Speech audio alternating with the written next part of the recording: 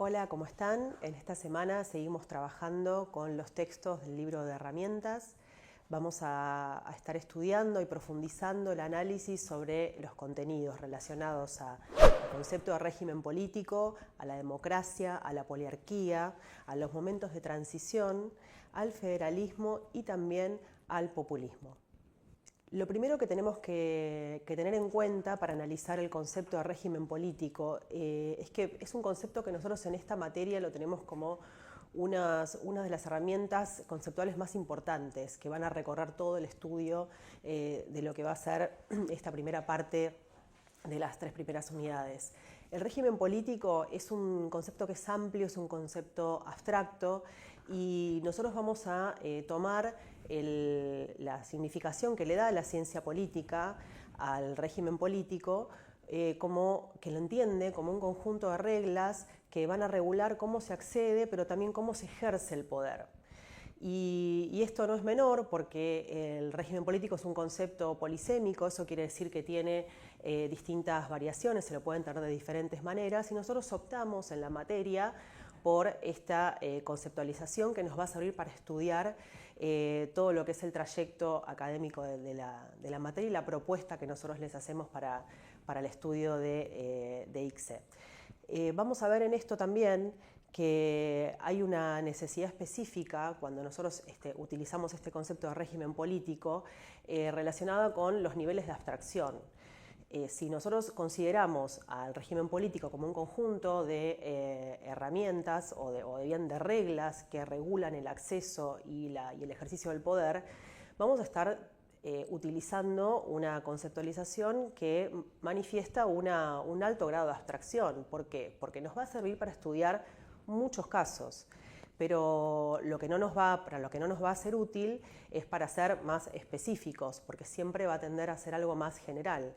Entonces, el desafío que se tiene cuando nosotros estamos analizando los distintos regímenes políticos es poder trabajar con criterios específicos y criterios que sean a la vez necesarios pero también suficientes para poder establecer una diferenciación o bien para incluir o excluir distintos casos. En este sentido, la ciencia política va a utilizar, ustedes lo van a ver y deben estudiarlos con profundidad en este texto, va a utilizar 4 métodos. Establecer un criterio que sea por tipos, o sea, definir criterios claros para cada una de las categorías. Después también la ciencia política nos analiza por oposición, entonces entender este concepto según categorías espejo. Por ejemplo, 2 grandes diferenciaciones entre regímenes políticos, la democracia versus el autoritarismo. También por la exclusión. ¿Qué quiere decir? Que todo lo que pueda definir la categoría, por ejemplo, democracia, lo voy a agrupar y cuando esto no se cumpla, bueno, ese régimen va a ser no democrático. También es una forma de poder estudiarlo. Y además también por graduación. ¿Esto qué quiere decir? Definir niveles dentro de cada una de esas grandes categorías. Y esto implica subir el nivel de abstracción, o sea, incluir mayores características dentro de cada uno de estos tipos y así poder definirlos y describirlos mejor. Por ejemplo, en lo que sería la categoría de regímenes democráticos, vamos a tener democracias que son plenas, o sea, que en la que se ejecutan, se ejercen y se pueden visualizar que están todas las condiciones garantizadas, versus otro tipo de democracias que pueden ser más deficientes, donde tal vez hay algún tipo de cercenamiento a la libertad de prensa o tal vez el poder legislativo no funcione de una manera plena como si lo conoceríamos en una república. Y eso nos va a servir también para poder analizar y otorgar a esas grandes categorías de regímenes políticos que nosotros las agrupamos en democracias y autoritarismos, en hacer distintos niveles para que el concepto pueda ser más útil para analizar. Entonces, como dijimos recién, estas categorías que nosotros vamos a ir describiendo, analizando y profundizando y bajando en este sentido el nivel de abstracción para que ese concepto me sirva para analizar los distintos casos que yo me voy a encontrar en la realidad, tenemos necesariamente que encontrar un equilibrio entre esos niveles de abstracción altos y bajos. pero que en ese sentido, de todas maneras, ese concepto me siga sirviendo, me siga siendo útil para poder explicar la variedad de subtipos que yo me voy a encontrar, ya sea de democracias como de autoritarismo. Recién dimos un ejemplo de democracia plena o democracia deficitaria. También podemos hablar de las democracias liberales, donde están garantizados el funcionamiento con los 3 poderes del Estado, donde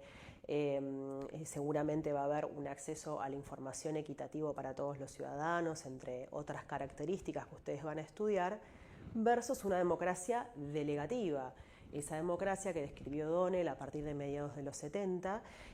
sobre todo en América Latina, y que evidenciaba una concentración del poder en la cabeza del gobierno, en la cabeza de los presidentes, y que justamente iba en desmedro de la división de poderes o bien de la participación plena de la ciudadanía en el ejercicio de sus derechos políticos. Entonces, también nosotros vamos a ver que los regímenes políticos pueden transformarse, pero no necesariamente, esto es algo que también nosotros tomamos muy en cuenta en la materia, la diferencia entre un cambio de gobierno, un cambio político, versus un cambio de régimen. Cuando nosotros estamos hablando de un cambio de gobierno, es por ejemplo cuando suceden las elecciones, o estamos en una democracia representativa, como también lo vamos a ver más adelante en otros de los textos, en el que se suceden nuevas elecciones y tal vez gana un partido distinto al que está gobernando. Bueno, ahí tenemos un cambio de gobierno, ¿sí? No necesariamente cuando cambia el color político, o bien, mejor dicho, el partido político que está al poder a través de las elecciones, que es el mecanismo a través del cual los gobernantes acceden al poder en una democracia representativa. Esto no implica un cambio de régimen, seguimos dentro de un régimen democrático. Lo que puede suceder es lo que vimos hace unos minutos, y es que tal vez ese nuevo gobernante, esa nueva cabeza del gobierno, entienda la democracia o el ejercicio del poder de una manera diferente a la anterior, como pasó en lo que fue en 1999 con el fin del gobierno de Menem y la asunción del gobierno de la Alianza. Bueno, Menem lo podemos catalogar como una democracia delegativa porque había rasgos dentro de ese gobierno con una idea de poder centralizar el poder dentro de lo que era el poder ejecutivo y específicamente el presidente, a pasar a un proyecto político que tenía como proyecto, como ambición, otro tipo de manera del ejercicio del poder. Y esto es de poder garantizar el funcionamiento pleno del Congreso, el funcionamiento con total autonomía de la justicia y otras cuestiones más. Y acá yo les recomiendo poder enlazar ese texto sobre régimen político con el texto de Democracia de Nicolás Simone. ¿Por qué? Porque en este texto nosotros vamos a profundizar lo que es el concepto de democracia propiamente dicho, y es muy importante que ustedes tengan en claro no solamente cómo nace este concepto, sino cómo fue evolucionando, cómo fue cambiando, porque hay la democracia, o sea, como todo régimen político, va fluyendo, y en este sentido estudien con profundidad las 3 olas de profundización y cambios y actualizaciones del concepto de la democracia que se detallan en el texto. En él van a poder ver cómo se comienza a dar una noción sobre lo que es democracia, lo que era en la antigua Grecia, como un gobierno directo del pueblo, y cómo esa experiencia se fue degradando y que ya no fue una experiencia relacionada con los ciudadanos haciéndose cargo del poder o bien del ejercicio del poder, sino que fue una experiencia que terminó en tiranía. Entonces, ante esta degradación de lo que fue el concepto de democracia, recién a fines del siglo XIX, con la creación de los nuevos estados nacionales, basados en el espíritu de la libertad y de la igualdad, con la expansión conjuntamente del sistema capitalista, o sea, con un cambio económico también que se llevó adelante, y con el surgimiento de la sociedad de masas, recién es ahí, como les decía, fines del siglo XIX, principios del siglo XX, que se fue forjando la nueva idea de democracia, en lo que hace unos minutitos comentábamos sobre lo que se denominó la democracia representativa. Entonces es como los ciudadanos elegían a sus gobernantes por medio del voto, un voto secreto y periódico. Después vamos a tener un rompimiento de esta etapa con la llegada de la Primera Guerra Mundial y la aparición de los primeros regímenes autoritarios que se dieron en Europa, donde este concepto, en realidad la idea de democracia representativa fue bastardeado por esos nuevos gobiernos fascistas o nuevos gobiernos totalitarios, y que entendieron que la aspiración de esta democracia era una aspiración con valores burgueses, o sea, la libertad, la igualdad, la participación ciudadana en lo que eran las elecciones periódicas de los gobernantes, del control también, el sistema de pesos y contrapesos dentro de los estados, era una aspiración burguesa, porque todos esos regímenes en definitiva habían llevado a las crisis económicas. Entonces ahí vamos a ver cómo después de la Primera Guerra Mundial, bueno, va a haber, con el surgimiento de los regímenes autoritarios, va a haber ahí un cambio que es muy importante que ustedes también puedan estudiar las características de ese cambio en el texto, y que va a representar una segunda ola de democracia con sus características propias y con las características propias del régimen autoritario, por el cual entendían esto que les comentaba hace minutos, que la democracia era un régimen que tendía a la pobreza, a la crisis económica, y que lo que servía era esa democracia procedimental, de alguna manera, lo que era útil, lo que se necesitaba, era una democracia sustantiva, o sea, una democracia en la que el Estado fuera fuerte y que el Estado resolviera todos los problemas de la sociedad. Obviamente teniendo en cuenta que se cercenaban absolutamente todos los derechos civiles y sobre todo políticos de los ciudadanos. Luego de esta etapa es donde viene el concepto fundamental también que nosotros trabajamos en la materia, que es cómo es la democracia que nosotros conocemos. Las ciencias sociales acá tienen mucho que ver en esta construcción, que es el concepto de la poliarquía. Y el concepto de la poliarquía es el que nos da, de alguna manera, la posibilidad de poder distinguir las democracias de los autoritarismos, porque nos van a dar 6 atributos, los cuales tienen que cumplirse, siempre se van a cumplir en determinados grados, pero que esos 6 atributos no pueden estar ausentes si yo quiero denominar a un régimen democrático, y en este sentido entenderlo como una poliarquía, que es el sistema que nosotros realmente conocemos en la actualidad. Los van a ver en el texto: derecho a votar y ser votado, elecciones libres, transparentes y periódicas, que los gobernantes no tengan ningún condicionamiento externo a la hora de gobernar, que también nosotros tengamos una incertidumbre, haya alternancia e incertidumbre en cuanto a lo que es el resultado electoral, porque no es lo mismo, nosotros ahora, por supuesto, hace muchos años que se trabajan los posibles resultados de las elecciones a través de las encuestas, pero de todas maneras las encuestas pueden dar algún tipo de certidumbre, pero siempre queda algún tipo de duda sobre efectivamente cómo se va a dar la elección. Y eso quiere decir que hay competencia. Por ejemplo, el gobierno hoy de Bukele, no obstante, hubo elecciones, pero es un candidato que ganó con el 85% de los votos en su país, y que sabemos que hay cercenamiento de los derechos políticos y civiles de los ciudadanos, que no hay libertad de prensa. Entonces,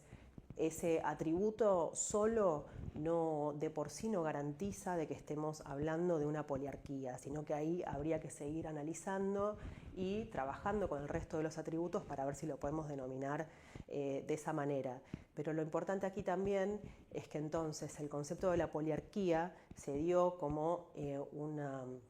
un resultado de poder entender un modelo, un procedimiento para poder diferenciar entre lo que es una democracia y un autoritarismo ya durante el siglo XX, sobre todo en Occidente, porque luego también nosotros con la ruptura en definitiva con la decadencia de los regímenes que nosotros recién decíamos autoritarios conformados en Europa después de la Primera Guerra Mundial, todo ese modelo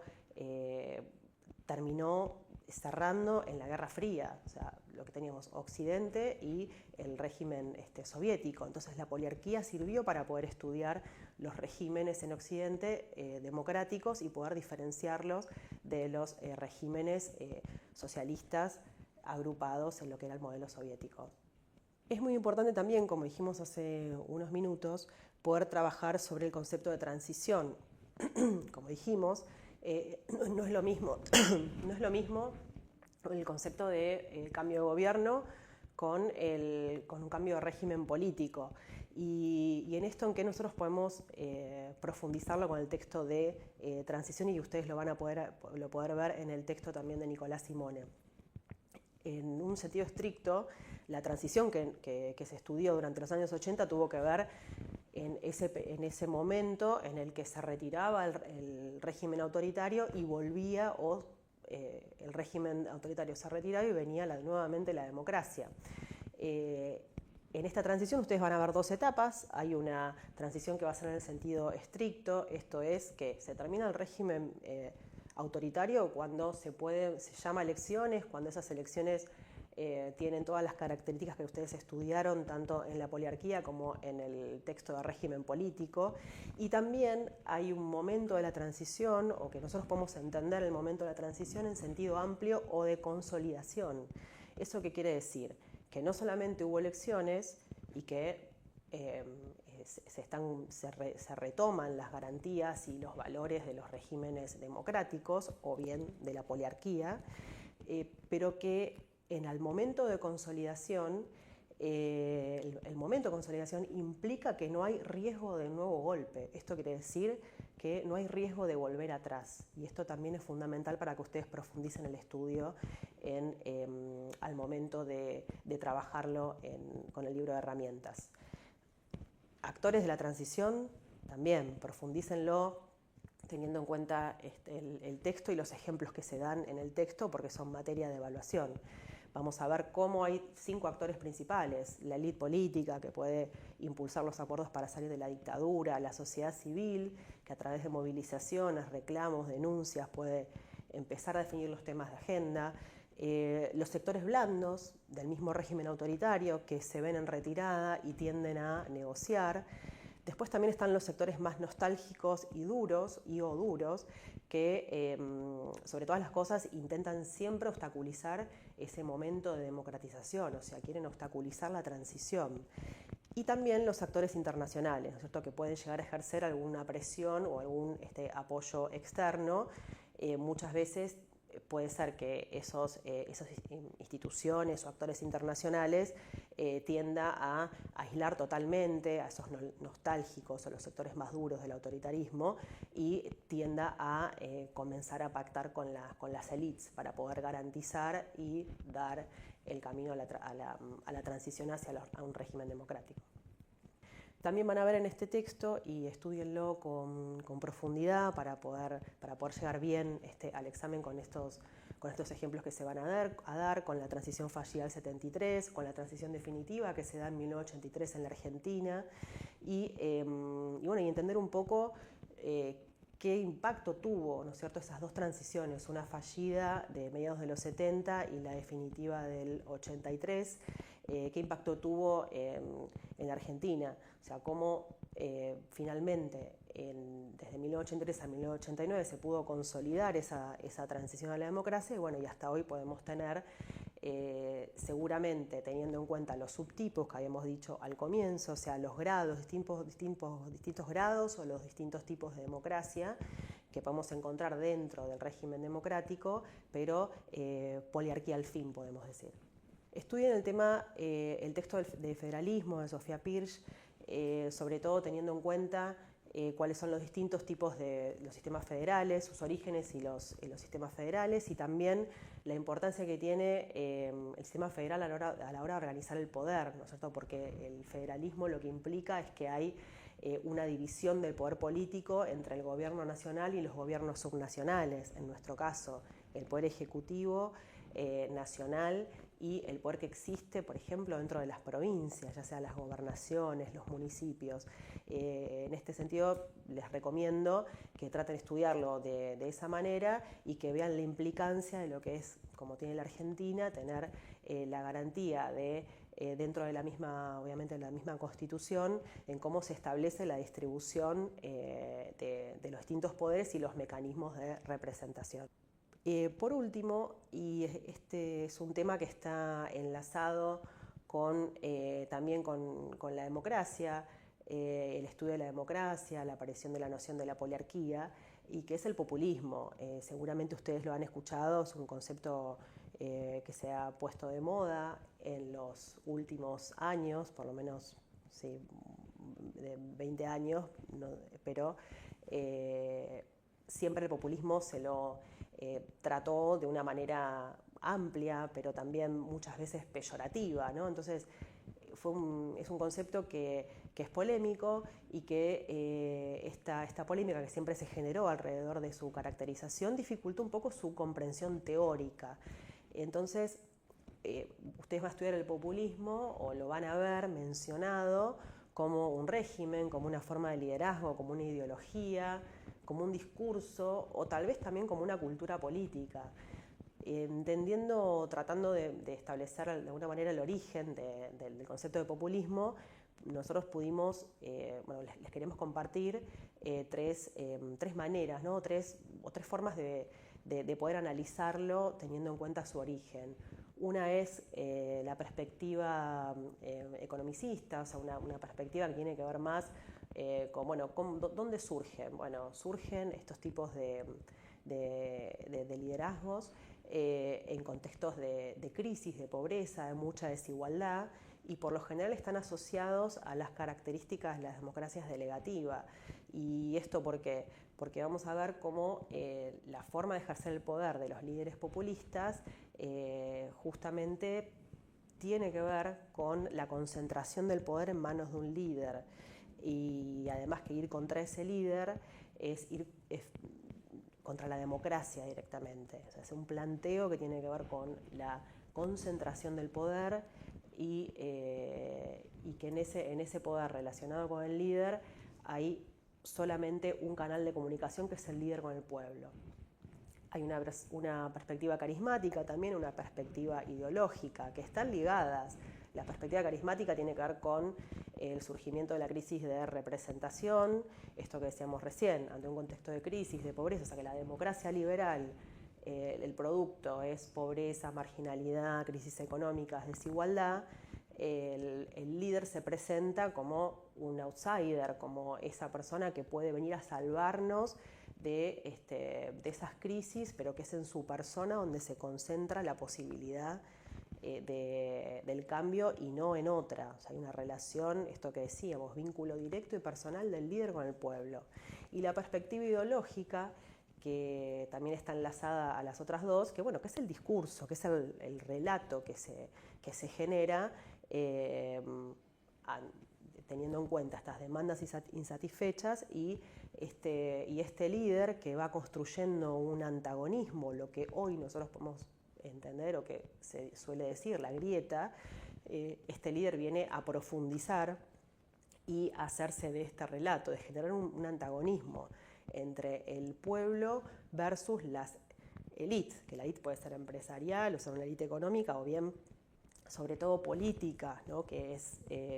por culpa de estas élites políticas, el líder les dice al pueblo que él se tuvo que comprometer con tener este tipo de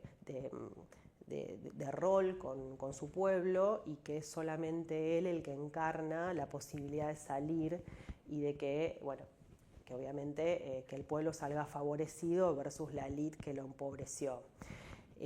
Por eso es que ahí también nosotros vamos a ver cuáles son las tensiones que generan los líderes populistas con la democracia, y estos van a ver, ¿no? Se presenta como alguien anti-establishment, es un líder sin mediaciones, que tiene un contacto directo con el pueblo, agita y promueve la polarización, las coaliciones que realiza, tanto con el mundo privado como político, son heterogéneas, el liderazgo es carismático, y esto lo que generalmente promueve es la concentración del poder, se debilitan las instituciones y hay una erosión silenciosa de la democracia, especialmente en lo que es la división de poderes, también en lo que es la participación de los partidos políticos y a veces también en las elecciones.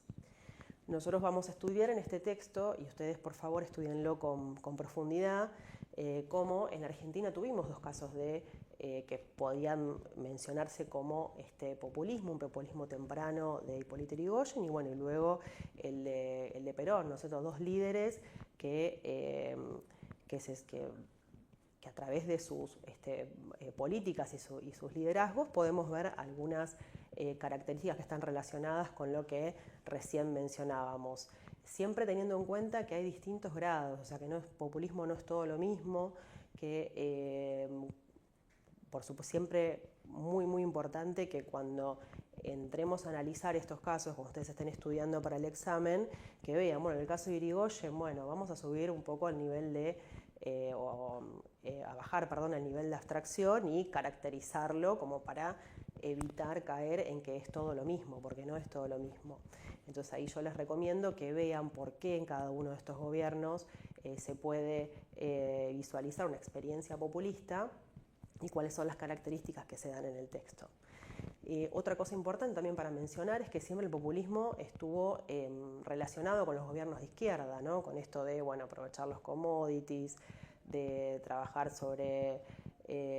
la cuestión relacionada con las políticas redistributivas. Y sin embargo, en el siglo XXI, que también tuvimos experiencias populistas de izquierda, empezamos a tener también populismos de derecha y de centro, e incluso en países desarrollados. ¿Y esto qué es lo que llama la atención? Que en los países desarrollados la democracia tenía algún grado mayor de consolidación. Y sin embargo, estos liderazgos, como por ejemplo el de Trump en Estados Unidos, comparten rasgos con los populismos de izquierda, ¿no? Como el nacionalismo, esta división del amigo-enemigo, la identificación total con el pueblo sin necesidad de que exista otra institución, la denigración del resto de las instituciones, de la prensa, o bien la denigración de las instituciones o los agentes internacionales. Y verlos también como una especie de amenaza externa, ¿no? La amenaza de la inmigración, la amenaza de la élite financiera, la amenaza de los organismos internacionales como la ONU que pretenden intervenir los países, bueno, y otras cosas que seguramente ustedes van a poder leer y profundizar el estudio en los textos que nosotros tenemos para estudiar durante esta semana. Muy bien, les recomiendo siempre valerse de los textos de la materia, no estudiar de resúmenes, tanto estos videos como las guías de lectura, como todas las actividades y los autotest que ustedes tienen en el campus son una ayuda, un acompañamiento al estudio, pero ustedes siempre tienen que estudiar con el programa en mano, con todo lo que tiene que ver el desarrollo de las semanas y ver qué es lo que se está estudiando en cada una de las semanas, cuáles son las unidades y los temas que entran en los exámenes, y seguido de eso todo lo que es el material bibliográfico y los videos que se proponen dentro del programa y no estudiar de otro lado. Así que eso yo les recomiendo que no estudien el último fin de semana antes del examen porque no van a llegar. Y así que lo que esperamos nosotros de la materia es que todas estas herramientas, todos estos elementos que nosotros podemos brindarles, que les puedan ser útil para llegar de la mejor manera al examen.